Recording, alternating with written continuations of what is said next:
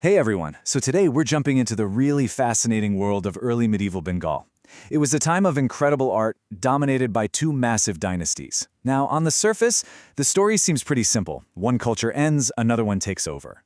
But was it really such a clean break? Or is there a much more complicated and honestly a way more interesting story hiding in the stone? All right, let's get into it.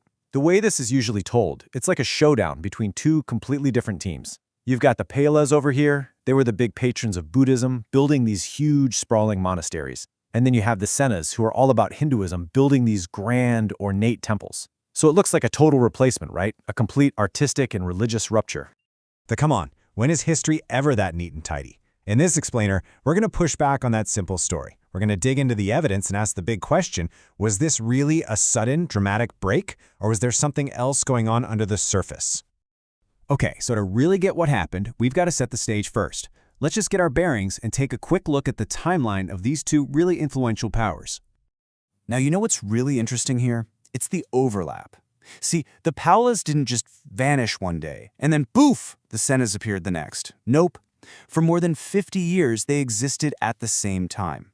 And this period of transition, this is absolutely crucial for understanding the whole artistic story. So with that history in mind, let's dive into the world of the Palas. Their time is remembered as this golden age for a very specific and, a very powerful kind of Buddhism that left this absolutely stunning mark on the landscape. The Palas were huge champions of what's called Vajrayana Buddhism, which is just full of complex, esoteric, and tantric symbols. So their art wasn't just pretty to look at. It was literally a tool for meditation and for enlightenment. It's filled with these powerful figures, like the compassionate goddess Tara and some really fierce, protective deities. And right at the very heart of their whole worldview was this concept, the mandala. Now, this is so much more than just a beautiful geometric pattern. You can think of a mandala as a sacred map of the universe, a kind of spiritual blueprint that was used to guide rituals and meditation. Man, this is just brilliant because it shows you how central that idea was. The Palas didn't just draw mandalas, they built them. The incredible Sompura Mahavihara, this enormous monastic university, was actually designed as a physical, three-dimensional mandala that you could walk through. I mean, this was architecture as a spiritual journey. So now let's flip the coin and talk about the Senas. The traditional story says they came in and just kicked off this dramatic shift, a full-on revival of orthodox Brahmanical Hinduism that completely changed the cultural game. Yeah, the Senas really positioned themselves as the champions of a Hindu revival. They pushed for a strict social order, they brought back Vedic rituals, and they were huge patrons of Sanskrit literature. So on the surface, it really does look like a total rejection of the Palas Buddhist world. And you could literally see this shift in the buildings they were putting up. The focus completely moved away from those vast Buddhist monasteries and went toward building these huge, grand temples for the great Hindu gods like Vishnu and Shiva. It really truly looks like a complete artistic revolution. But this is where it gets good. If we start to look a little closer, just beneath the surface of this so-called revolution, we start to find these fascinating, hidden threads that connect these two worlds in ways you just wouldn't expect. So, here's the argument that flips the whole story on its head. As researcher Anushka Raha puts it, this wasn't really a story of rupture at all. It was a strategy of continuity and rearticulation. In other words, the old forms didn't just vanish, they were reinterpreted and given brand new meaning.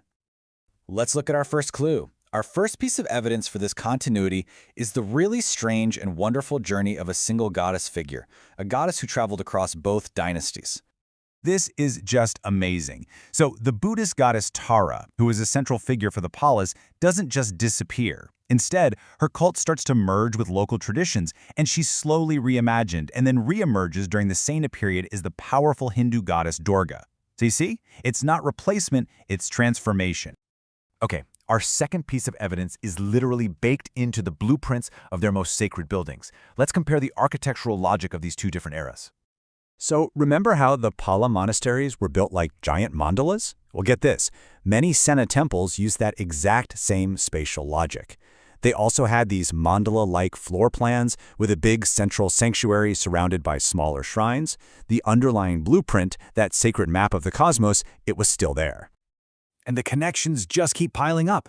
I mean, both eras have these ferocious goddesses and wrathful gods. The elegant, slender style you see in Pala sculpture, it continues right on into the Sena period. And decorative details like terracotta plaques, they were used by both. They were basically speaking the same visual language, even if the main god in the temple had changed. So what does this all add up to?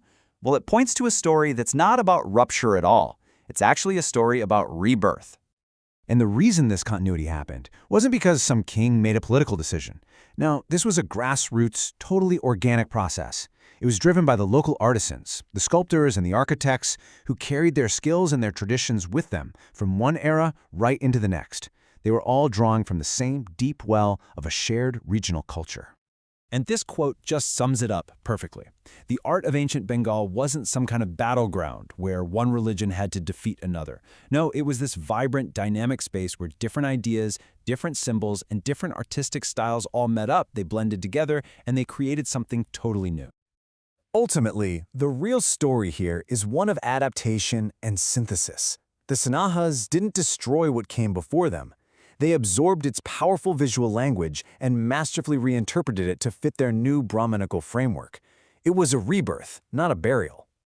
And that kind of leaves us with a final thought, right? This whole story from ancient Bengal really pushes us to ask a much bigger question. How often in history, and even today, do we look at a cultural shift and just see it as an ending, when it's actually a transformation, a continuation in a totally new form? It's definitely something to think about.